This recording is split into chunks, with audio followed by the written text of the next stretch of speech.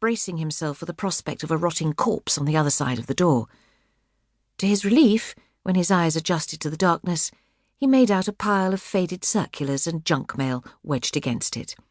Chuckling at his stupidity, Trevor bent his full weight against the door and heaved until the opening was wide enough for him to step into the house.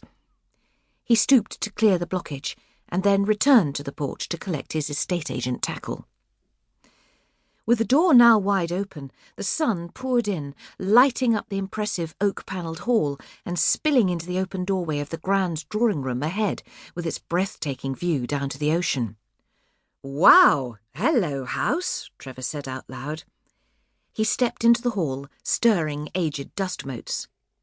He didn't feel any gust of wind, but the front door banged shut so loudly behind him he gave an involuntary jump and a yelp of fright. Hand resting on his pounding heart, he exhaled with relief. "Whew! Steady on, Trev, buddy. Only the wind." This was his first solo trip since joining Trish Hawkes and daughter property agents. After weeks of trailing around after Trish, she had finally deemed him ready to go out and measure and photograph a house by himself. "Atlantic House will be a good one to start you off," she'd announced, reaching round to the key cabinet and unhooking a large, obviously antique key. "Empty. No bloody occupying owner to interfere." "Has it been vacant long?" he'd asked. Trish had smiled, but there had been an uncharacteristic reticence about her as she'd replied, about 10 years, I think." 10 years? But it says here it's a seafront location with its own private cliff path to the beach. A place like that shouldn't stay empty 10 minutes. "Yeah, there was a bit of sadness in the family. Child had an accident or something. Anyway, the surviving daughter has just inherited and wants to get rid." Okie dokie. Trev had been full of confidence as he'd collected the heavy key from Trish's hand. "Let's make money." He'd sauntered out of the office, conscious of Trish's eyes following him as he made his way to the car park. He reckoned he created a favourable impression, smartly dressed in a grey suit with matching grey shoes, his hair carefully gelled and coiffed, aftershave strong but not unpleasantly so. Little did he know that Trish considered him the epitome of an 80s wide boy, complete with aspirations of an XR3i Ford Escort cabriolet and a fortnight in Magaluf. Or Shagaloof, as she'd overheard him say when she walked in as he was on the phone to one of his mates. But the frown wrinkling her brow as he disappeared round the corner of Trevay Harbour had not been prompted by any doubt to his abilities. It was a pang of guilt that had Trish asking herself whether she'd done the right thing in sending him out to Atlantic House. But then, he was a strapping lad of 23, he'd be fine, wouldn't he? Rather him than her.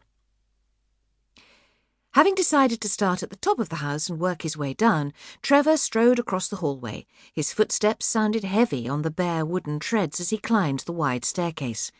On the landing, he stopped and counted 8 doors, all closed. The door to his left opened into a good-sized bedroom with a view over the driveway and lane. He measured up, took a couple of photos and jotted down a brief description to be written up in more flowery prose later. He carried on to the next room. A huge lavatory with a cracked wooden square of a seat and a chain-handled flush. The iron cistern above had been painted in many layers of cream paint, but he could just make out the maker's name and a date, 1934. Next door was a bathroom with an enormous deep bath in the corner.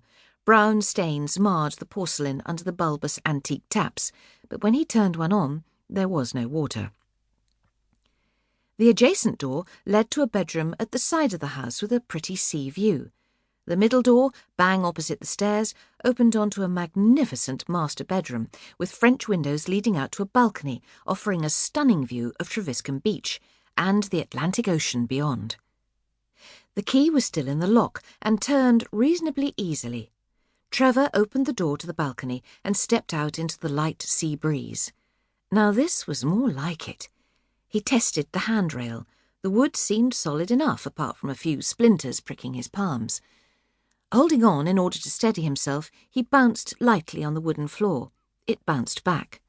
This house was going to be a money pit, but it would surely be worth it.